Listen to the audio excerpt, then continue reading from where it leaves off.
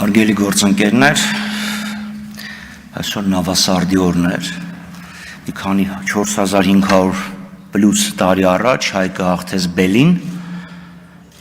և սկիզբ առավ հաց ազգը և պետականությունը։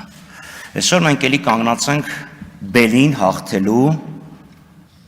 մարտահրավերի առաջ և Բելին հաղթելու համար զենքից բացի անհրաժեշտ է նաև դիվանագիտություն։ Իսկ որքանով հաջող է մեր դիվանագիտությունը մանավանդ վերջի մի քանի տարվա ընթացքում։ Երկար պատմական էքսկուրս չանեմ դեռ, բայց դիվանագիտական լռությունը 44-օրյա պատերազմի ընթացքում պարզ վկայում է, որ մեր դիվանագիտությունը ունի խնդիրներ։ Մեծամասնության պատգամավորների կողմից դա պարզ ասվեց։ Հիմա իհարկե կարող է ներկայացի, որ սխալ եք մեկնաբանվել, համատեքստից դուրս եք նա, բայց հստակ ասվեց, միջազգային իրավունքը իմ համար մեռավ։ Խրիմյան հայրիկը այդ մահվան մասին խոսել է դեռ առավել քան 150 տարի առաջ։ Դիվանագետները համարում էին Հայաստանին ագրեսոր։ Շատ հեռու չգնանք, լավ չվերադառնանք 44-օրյա պատերազմին, Երևի երկու շաբաթ առաջ էր, մի ամիս չկա,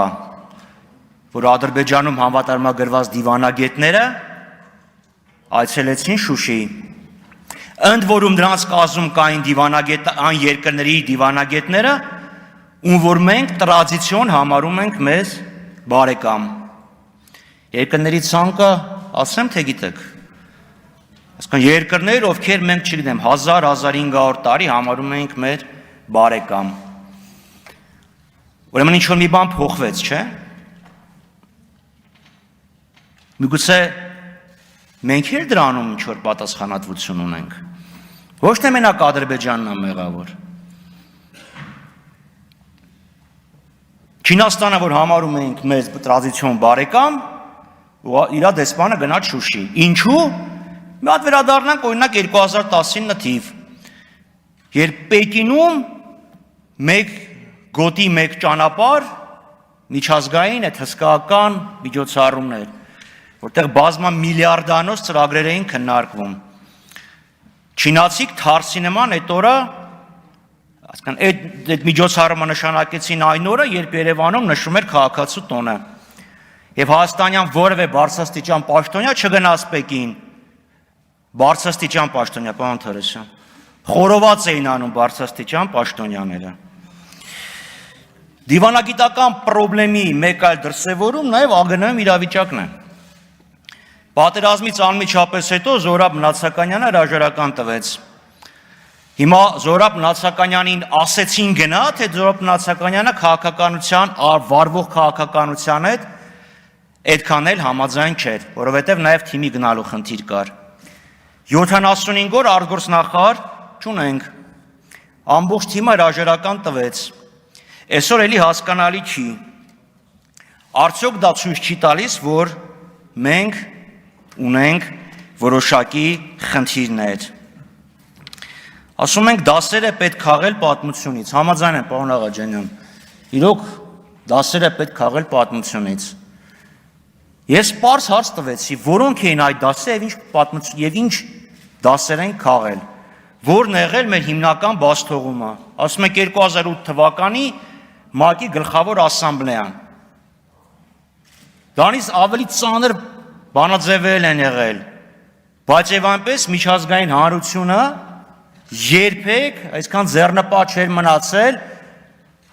Արցախ-ադրբեջանական կոնֆլիկտից, ինչպես դա եղավ 2020 թվականի աշնանը։ Եվ վերջը, եթե ամենամեծ ձախողում եղել էր 2020 թվականի 2008 թվականի ՄԱԿ-ի գլխավոր ասամբլեայի բանաձևը, 2018 թվականից ի վեր բավականաչափ ժամանակ կար այդ ձախողումից դաս քաղելու համար։ Փաստացի ընդունենք, որ նույնիսկ եթե դա էր ամենամեծ ձախողումը, փաստացի ընդունենք, որ դասեր չեն քաղել։ Այսօր մենք կանգնած ենք էլի մեծ մարտահրավերների առաջ։ Ադրբեջանցիք նոր ճանապարհ են կառուցում։ Եթե Արցախի աշխարհագրությունը տեղյակ եք, դա ռետորական հարց չի, որովհետև Ես հիշում եմ, որ Հայաստանի Հանրապետության բարձրագույն պաշտոնյաներից մեկը 2018 թվականին ուզում էր Հադրութ գնար Խնձորեսկի ճանապարհով։ Պարոն Արմեն Խաչատյան, երևի կվկայեք, որ զրահապատ Մերսեդեսը Խնձորեսկի ճանապարհով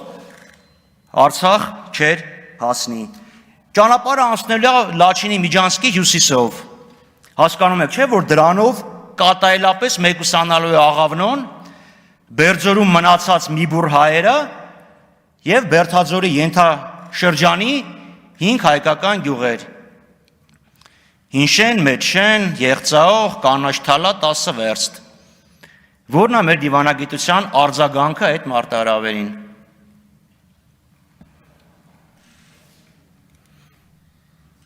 Մյուս Միջանցքի մասին չեմ խոսում։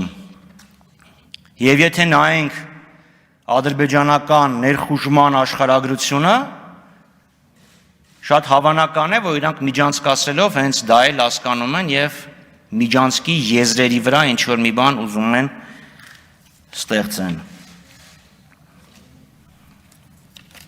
Եվ եւս մի պատասխան, որը ինձ անկեղծ ասած շատ զարմացրեց։ Ցանկացած այլ քաղաքական ուժ, որ դա ասեր, ես կասեի դե վարկած է, գոյության իրավունք ունի։ Բայց արտահայտություն խոստումներ, որոնք թողնվել էին մեր քաղաքական իշխանության վրա, իրոք տարակուսանքի առիթ տվեց։ Այսինքն 2016 թվականին այն ժամանակվա քաղաքական իշխանությունը գիտեր, որ 2018 թվին պետք է լինի հեղափոխություն, պետք է գալ մի ուժ, որը գնար զիջումների։ Կամ մեր գործընկերներ ասում են մենք դա ժառանգել ենք։ Իմ մոտ են տպավորությունն ասում են նստած սոխով հաց կուդեի, մեկ է շրախ։ Այսինքն նստած ենք, մեկի Նիգերիայից նամակ եկավ, ստացել եք ժառանգություն, իշխանություն, գնացիք այդ ժառանգությունը ստանձնեցիք, պարզվեց մեջը կռիվ կար։ Այսինքն ձգեիք, փորձեիք, բանակցեիք, չէ՞ որ ձախողումներից սխալներ էիք քաղել։ Ես հասկանում եմ, որ պարոն Աղաջանյանը արգործ նախարարը չի, եւ դա համար պատասխանատու էլ չի եղել, ինչ չափով ազդել չգիտեի, բայց հարցեր են, որոնք ապագայում հանձնաժողովը պետքա պատասխանի։ Եվ եթե պատմության մասին ենք խոսում, որի մասին հղումներ են կատարվում, 2018 թվականի Բաթումի պայմանագրով հունիսին, այո, Հայաստանը 12000 քառակուսի կիլոմետր էր։ Լեոն դա կոչեց հայրենիք չէ, այլ գերեզման։ 12000 քառակուսի կիլոմետրի վրա հռչակվել է անկախություն, դեկտեմբերի 2-ին բոլշևիկներին հանձնվել ավելի քան 40000 քառակուսի կիլոմետր, Սևրի պայմանագիրը չհաշված։ Փաստացի քանի հազար քառակուսի կիլոմետրի վրա էր հայկական ինքնիշխանությունը 2018 թվականի մայիսին։ Եվ էլի պատմության մասին, լավ, բանակցում էին Մեղրու Միջանցք, հանձնել այն ժամանակ Քոչարյան, այդ Միջանցքի այդ տարածքային փոխանակման խնդիրը դեռ 88-89 թվից կար։ Սախարովն ու Ստարավոյտովան էին առաջարկել Հնդկաստան-Պակիստանի տարբերակով։ Հանրաքվեներ, խառը բնակչություն ունեցող տարածքներում, որը որ ուզենա գա Ադրբեջան կգնա Ադրբեջան, ով ուզում է գա Հայաստան, որ համայնքը ուզում է գա Հայաստան կգնա Հայաստանում, որ ուզում է Ադրբեջանում կմնա Ադրբեջանի կազմ, Հայաստանը մերժեց, հետո եղավ Գոբլի ծրագիր, հետո Մեղրու Միջանցքի հարցը դրվեց քննարկման ԵԱԿ Մինսկի խմբի շրջանակներում։ Թեպետ որ երկու կողմ բանակցում են միջնորդների միջնորդությամբ, ցանկացած կողմ կարող է դնի որևէ հարց։ Հա, ադրբեջանցիք դրել են, կամ միջնորդներն են դրել, բայց փաստա որ դուրս մղվեց այդ հարցը։ Եվ 99 թվից հետո կամ 2000 թվից հետո այդ հարցը այլևս չի շոշափվել։ Այսինքն եթե Հայաստանը համաձայնվել էր, Ադրբեջանը համաձայնվել էր, ասում է Զաձերշկան հինչումն էր։ Սպասում են, որ 18 թվականին կլինի հեղափոխություն, այդ պատասխանատվություններն էլ ձեզ վրա բարթեցին։ Հա, բայց Վազգենի Զաձերշկայից հետո երևի Զաձերշկան արդեն վերացավ, եթե ուզում եք դա կապեք հոկտեմբերի 28-ի հետ։ Պարոն Սիմոնյան, մի բան էլ ես խնդրեմ ձեզ էլի անձամբ։ Եթե կարելի է մի հատ փոքր ժամացույց դեք, որտեղ sense վերև ժամացույցին ենք նայում, հեռուստացույցից թվում է թե Աստծան ենք նայում, որ Աստծոց ինչ որ բան ստանանք, ազդակ ստանանք, թե